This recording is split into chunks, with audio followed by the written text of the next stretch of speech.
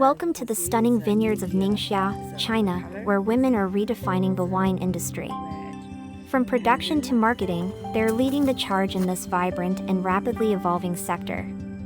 From the dusty vineyards of China's outback to its chic metropolitan bars, women are at the forefront of the country's increasingly vibrant wine scene, spurring innovation at every stage of the production and consumption process. Here, passion and innovation blend seamlessly, thanks in part to pioneers like Jing. This video explores both her incredible journey and the vibrant wine culture of Ningxia. 在宁夏，女性庄主、女性酿酒师、女性的这个市场推广人员，或者女性的这个接待人员，在葡萄酒行业里面，应该说已经达到60%以上，所以这个比例是挺大的。就是在宁夏，这个女性从事葡萄酒行业的真的是挺多的。Fast forward over a decade, and women like Zhang are making their mark. According to wine expert Fang Yi Walker, China's wine industry is now largely female-dominated. Many of the most famous wineries in China, especially here in Ningxia, are run by women. An impressive 60% of the workforce in wineries is female, from winemakers to marketing teams. This environment is a fresh canvas for innovation. In 2005, Zhang co-founded Helan Qingxue, making their first vintage with grapes from Lidimiai's farm. People often brag about old vines, but the key is vineyard management. Healthy vines produce the best fruit.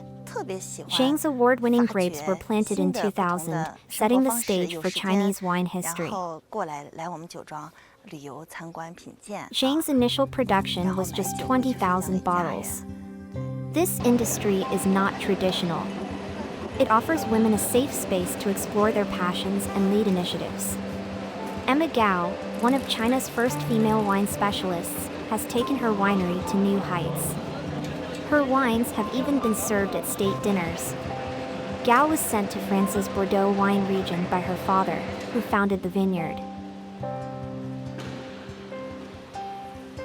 Today, Helan Qingxue produces 60,000 to 70,000 bottles annually, experimenting with new varietals like Malbec and Pinot Noir, and using natural fermentation methods.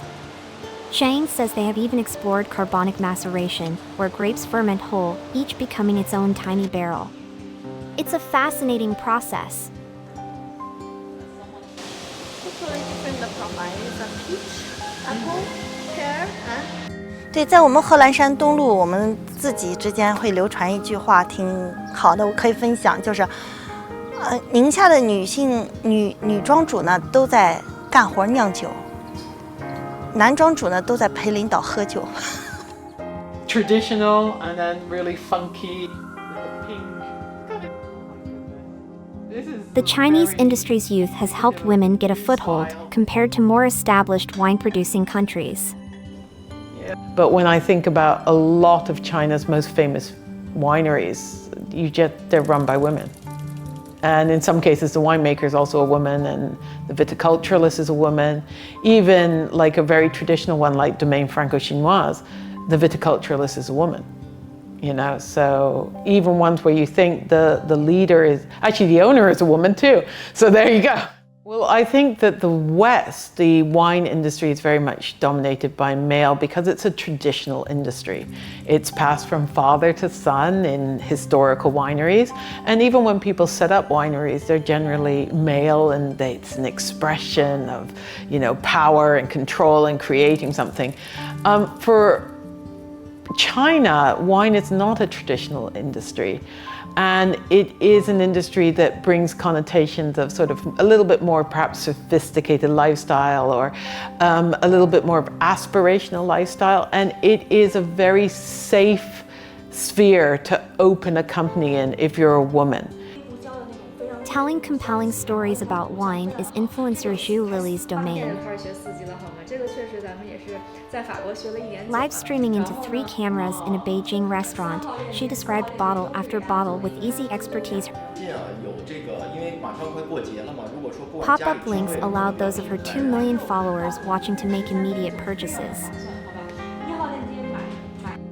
And I feel like one of the reasons why there are a lot of women being in the business is because it is relatively a new field, or like something that is new to people in China, and it didn't have a long time establishing the successful people circle. So there are opportunities for women to be successful here. Online sales are a significant source of revenue for producers, and streamers like Zhu are key to capturing new consumers. Their buying habits are really different. For female drinkers, they would like to try new things.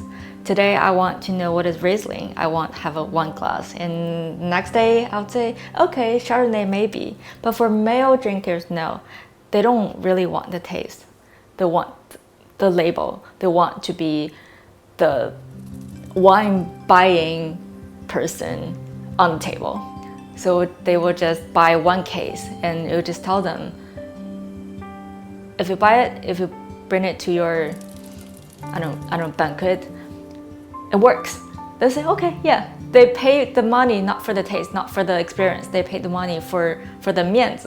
It's like how do they look in front of their friends. Sophie Zhou runs a trendy specialist bar among Beijing's historic alleyways. Zhou is the owner of the Aha Wine Bar and Eatery and says women treat wine like they do fashion, as they are more likely to try different styles and tastes. I figured Beijing men in general, they prefer beer and Chinese baijiu, or maybe whiskey more.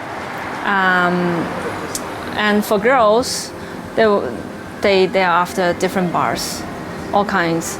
And wine, they usually go for different glasses, so they can try different style and taste.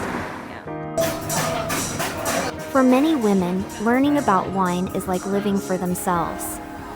It's about sophistication and exploring new experiences.